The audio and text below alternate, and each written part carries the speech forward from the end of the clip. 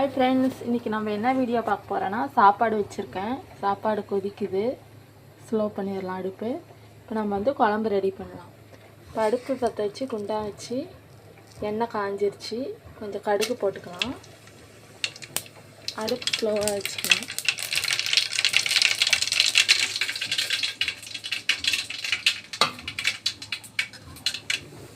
இப்போ வெங்காயம்லாம்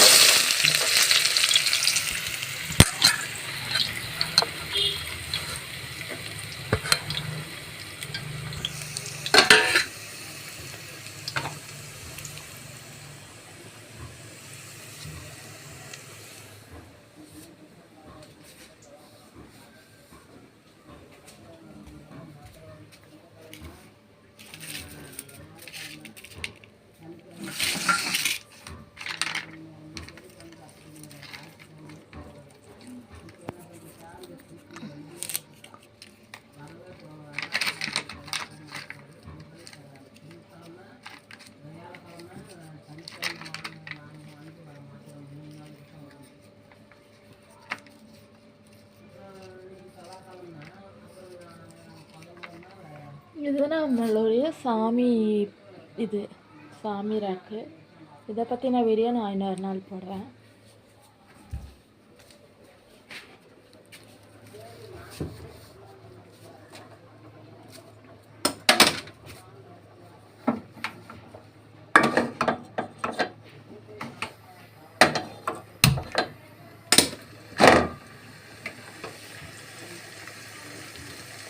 இப்போ கருவேப்பிலையை போட்டுக்கலாம்.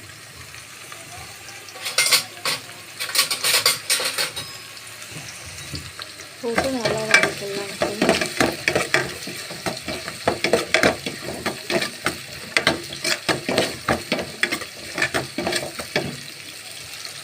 பார்த்தீங்கன்னா வெங்காயம் நல்லா வதங்கிடுது. கொஞ்சம் வெங்காயம் கலர் கொஞ்சம் மாறினது தக்காளி போட்டுக்கலாம். இப்போ பார்த்தீங்கன்னா வெங்காயம் இந்த அளவுக்கு கலர் மாறி இருக்கு. இப்போ தக்காளியை போட்டுக்கலாம். தக்காளி போட்டு நல்லா வதக்கணும்.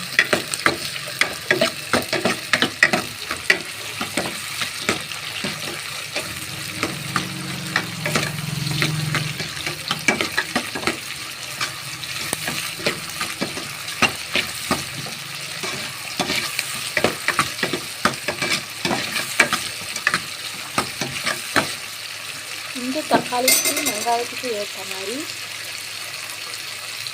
கொஞ்சமாக உப்பு போட்டுக்கலாம்.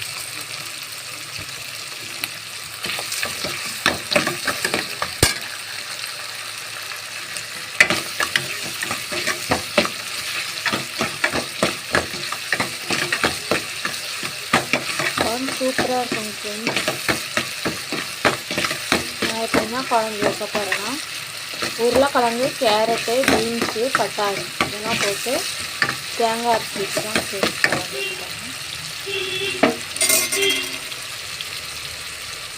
சாப்பாடு ஒரு பக்கம் கொதிச்சிட்ருக்கு. கொஞ்சம் வேகமாக வச்சுக்கணும். அதுக்கு குழம்பு வந்து பார்த்திங்கன்னா தக்காளி வெங்காயம் நல்லா வதங்கி வச்சு இப்போ காய வச்சுக்கோ. நம்ம வந்து ஏற்கனவே காய் நறுக்கி தண்ணியில் போட்டு வச்சுட்டேன்.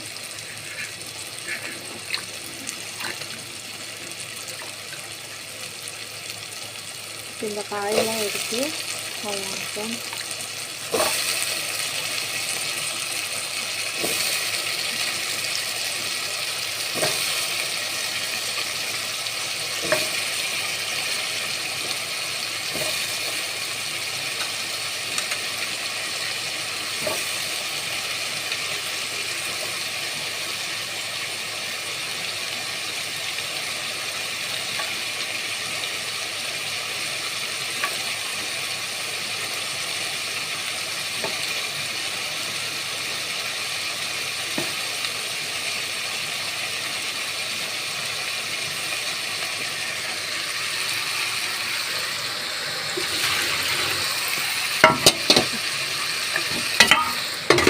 பார்த்தீங்கன்னா நல்லா வதக்கிக்கலாம்.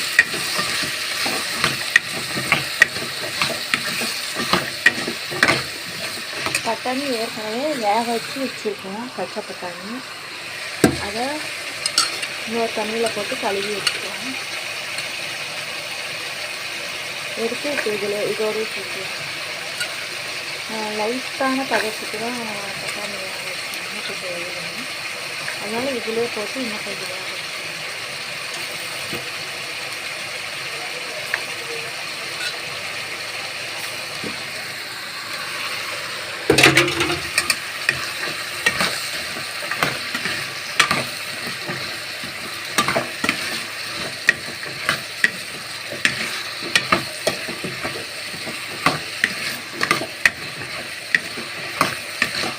இதில் இப்போ நம்ம மசாலா வச்சுக்கலாம்.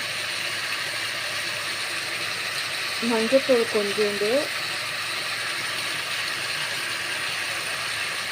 மிளகாய்த்தூள் காரத்துக்கு ஏற்ற மாதிரி. நாங்களாம் காரம் அதிகமாக சாப்பிடுவோம்.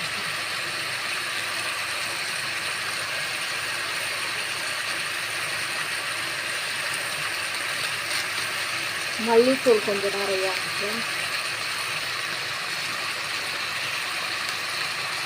மல்லித்தூள், மஞ்சத்தூள், மிளகாத்தூள், அரை பேக்கெட் இருந்துச்சு மல்லித்தூள், எல்லாமே கட்டிட்டோம் ஃப்ரெண்ட்ஸ். இப்போ உப்பு தேவையான அளவு, காய் வேக இதெல்லாம் போட்டு நல்லா இப்படி பரட்டி வச்சுருக்கோம்.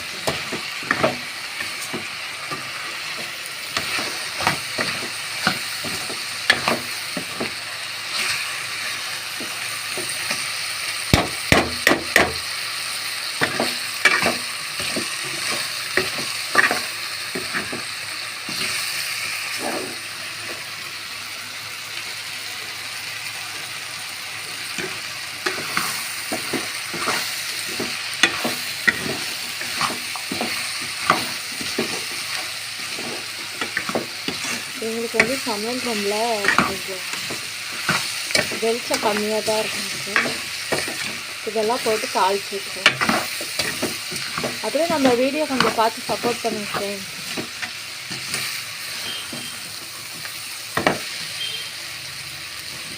இப்போ நல்லா பரட்டி வச்சாச்சு. இது கொஞ்சம் தண்ணி ஊற்றி வேக வைப்போம்.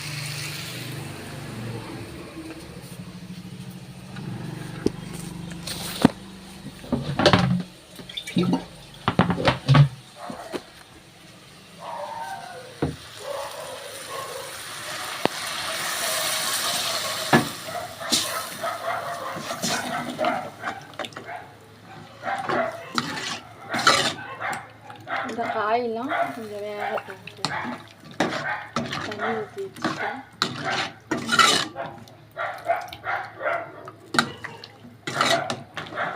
கொஞ்சம் இந்த காயெல்லாம் வேகட்டும். அதுக்குள்ளே நம்ம போய் தேங்காய் அரைச்சிட்டு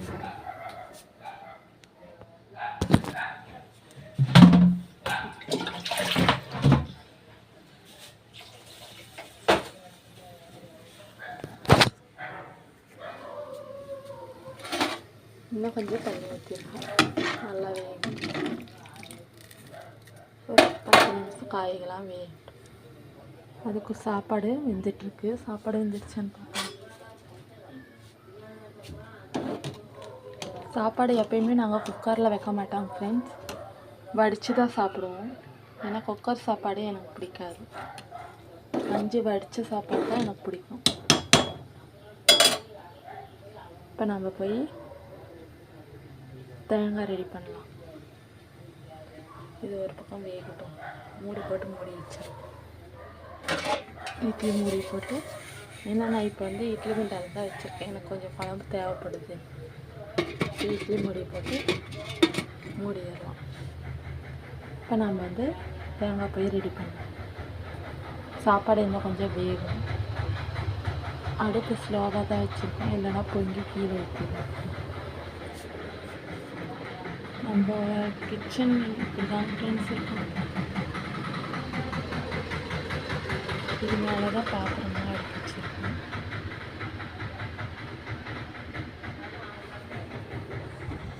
இப்போ நம்ம வந்து தேங்காய் உடைச்சிக்கலாம் ஃப்ரெண்ட்ஸ்.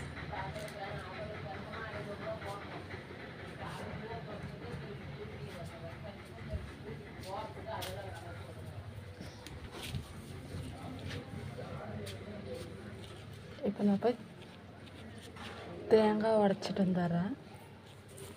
அப்படியே கொஞ்சம் லைனில் வெயிட் பண்ணு.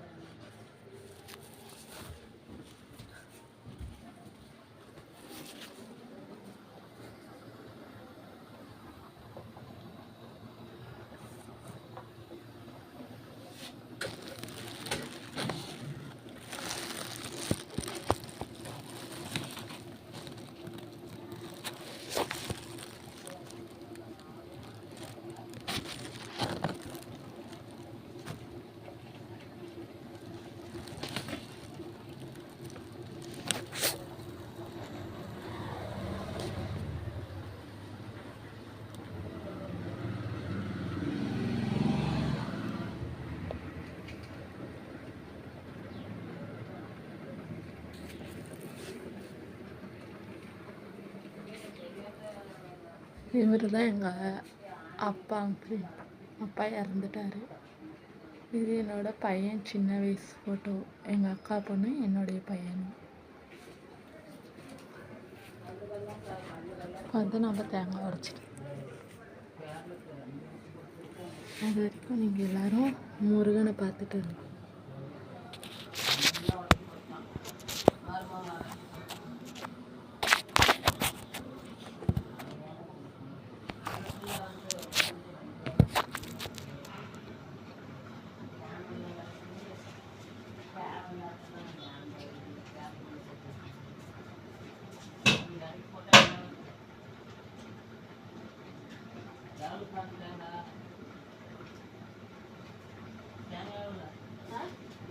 இதா 25 ரூபா.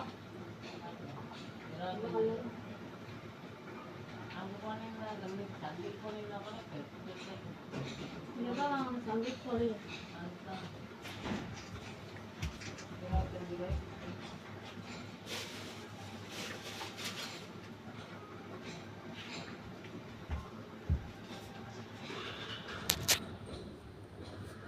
தேங்காய் உடைச்சிட்டு வந்துட்டேன் ஃப்ரெண்ட்ஸ்.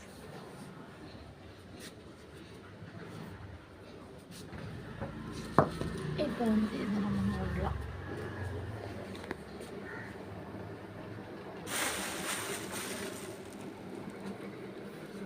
ஸோ கொதிச்சுட்டு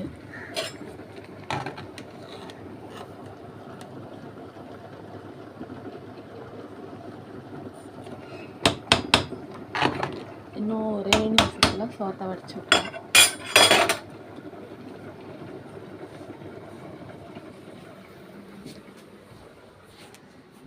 வீடெல்லாம் அப்படியே இருக்குங்க ஃப்ரெண்ட்ஸ். சாப்பாடு வேலையை முடிச்சுட்டு தான் வீடு சுத்தம் பண்ணணும். வீடு க்ளீன் பண்ணிவிட்டு நான் ஒரு வீடியோ போடுறேன் உங்களுக்கு.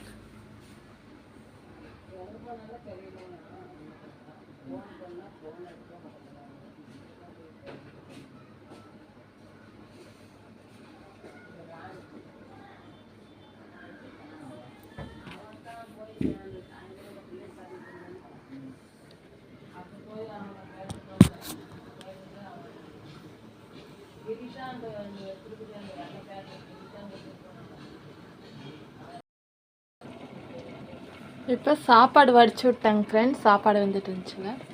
இப்போ வந்து குழம்பு நல்லா கொதிச்சு காயெல்லாம் வெந்துருச்சு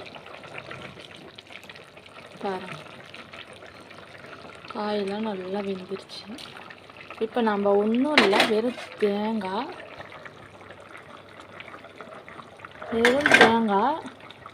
தாளிக்கும் போது 2 தக்காளி போட்டிருக்கோம்.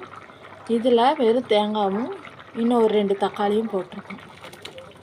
அரைச்சதை இதில் ஊற்றிக்கலாம்.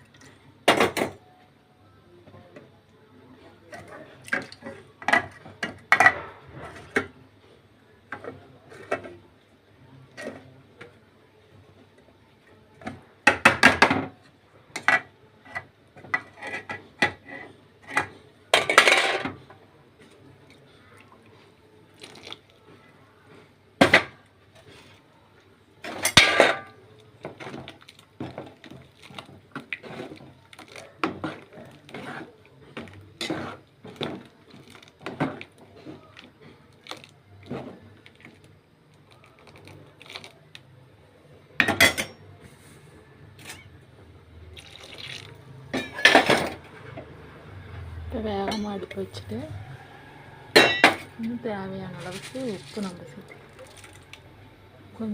கொஞ்சம் தான் உப்பு பத்தாது, கொஞ்சம் போட்டு உப்பு கரெக்டாக இருக்கான்னு பார்த்துக்கிட்டு உப்பு காரம் போட்டால் உப்பு காரம் இருந்துச்சு. இப்படி லைட்டாக எப்படி கலந்துடும். இப்போது குழம்பு இன்னும் ஒரு கொதி வந்தோடனே ஆஃப் பண்ணிடலாம் ஃப்ரெண்ட்ஸ்.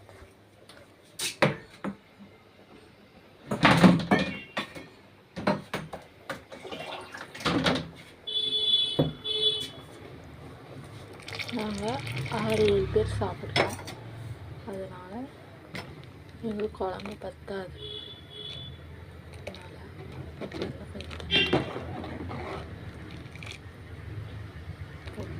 இப்போ நம்ம உப்பு காரத்தை பார்த்தோம்.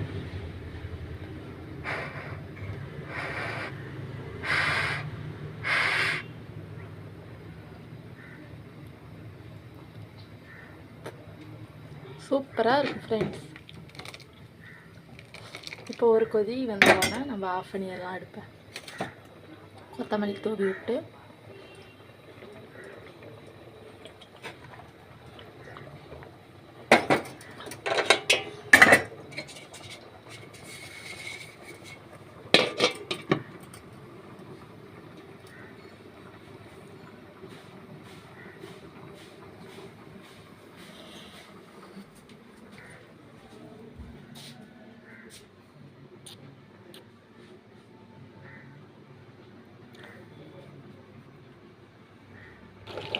இப்போ பார்த்தீங்கன்னா குழம்பு நல்லா கொதி வந்துருச்சு.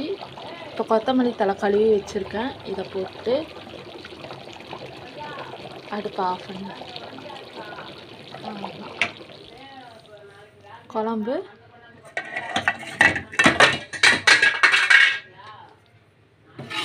பறக்குது. குழம்பு ரெடி ஆயிடுச்சு பாருங்கள். காயெல்லாம் செம்மையாக வெந்துருச்சு. குழம்பு ரெடி ஆயிடுச்சு. இன்னும் வீட்டில் வேலை இந்த வேலை இருக்குது, வீட்டு வேலைலாம் இருக்குதுங்க ஃப்ரெண்ட்ஸ். சாப்பிட போய் இருக்குது. எனக்கு உடம்பு முடியலனால காலையில் இருந்தது பையன் சாப்பிட்டு போயிட்டான். இப்போ மதியானத்துக்கு தாங்க ஃப்ரெண்ட்ஸ், மதியானத்துக்கு நைட்டுக்கு இதே தாங்க ஃப்ரெண்ட்ஸ். நைட்டுக்கு எதுவும் செய்ய மாட்டேன். அதனால் இப்போ நம்ம போய் பையனுக்கு சாப்பாடும் இதையும் கொடுத்துடணும் ஃப்ரெண்ட்ஸ். கேஸ் அடுப்புக்கிட்ட இருந்ததுன்னா தொடச்சாச்சு. அடுப்புலாம் நீட்டாக தாங்க ஃப்ரெண்ட்ஸ் இருக்குது. இப்போ பாத்திரம்னா வேலை போட்டு கொடுக்கணும்.